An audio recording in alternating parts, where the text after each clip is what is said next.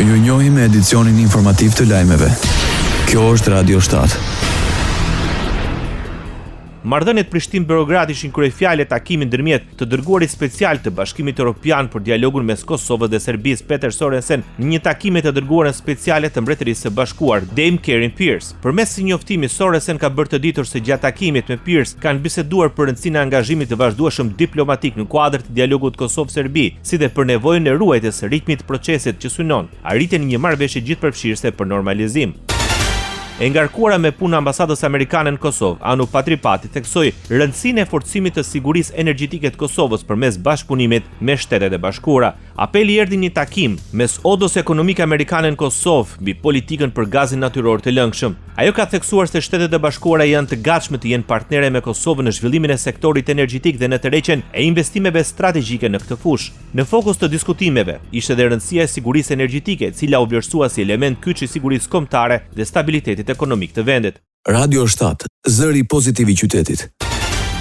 Ambasada gjermane në Tiranë vijon thirrjet për drejtësinë e pavarur, profesionale dhe efikase si kusht qendror dhe i domosdoshëm për progresin e mëtejshëm të Shqipërisë në Bashkimin Evropian. Përfaqësuesi zyrtar i Berlinit në Tiranë, Karl Bergner, deklaroi se plotësimi i kritereve të ndërmjetme për anëtarësim në Bashkimin Evropian konfirmoi se është në këtë kontekst vlerësimi për arritjet e deritanishme në këtë fushë në mënyrë të veçantë për ekipit të bisedimeve, por shërben njëkohësisht dhe si inkurajim për reforma të mëtejshme dhe zbatimin e qëndrueshëm të reformës në drejtësi të vitit 2016, e cila është e pakthyeshme. Deklarata u bë gjatë prezantimit nga Eduard Zaloshnja të rezultateve të një anketimi të ri kombëtar rreth sistemit të drejtësisë në Shqipëri. Studimi është realizuar për Qendrën për Studimin e Demokracisë dhe Qeverisjes me financim të ambasadës gjermane.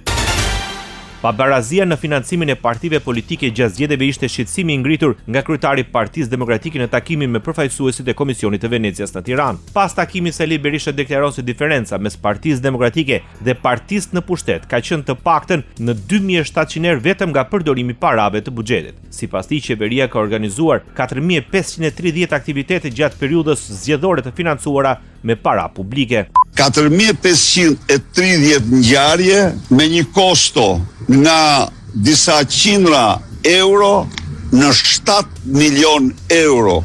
Para buxheti, siç ishte Giro d'Italia, një ditë para zgjedhjeve dhe ditën e zgjedhjeve, një organizatë private e cila u kontraktuar nga Edi Rama për të ndikuar tek zgjedhësit.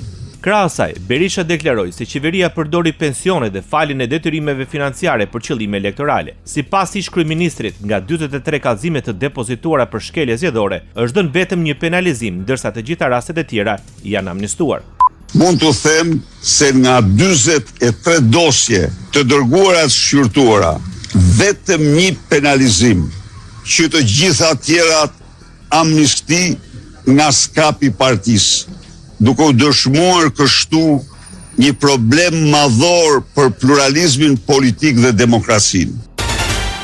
Shqipëria dënoi sulmin rus me dron në Galati në Rumani. Ministria për Europën dhe Punët e Jashtme vlerëson se ky incident përfaqëson një përshkallëzim serioz dhe të papërgjegjshëm nga ana e Federatës Ruse, dhe nënvizon më tej absurditetin dhe koston njerëzore të luftës së Rusisë kundër Ukrainës, pasojat e së cilës vazhdojnë të kërcënojnë sigurinë përtej kufive të Ukrainës. Ministria e Punëve të Jashtme e Shqipërisë nënvizon se Shqipëria do të vazhdojë të qëndrojë në solidaritet të plotë me aleatët dhe partnerët tanë në mbështetje të përpjekjeve të koordinuara për t'i dhënë fund kësaj lufte në mbrojtje të paqes, sigurisë dhe parimeve themelore të së drejtës ndërkombëtare.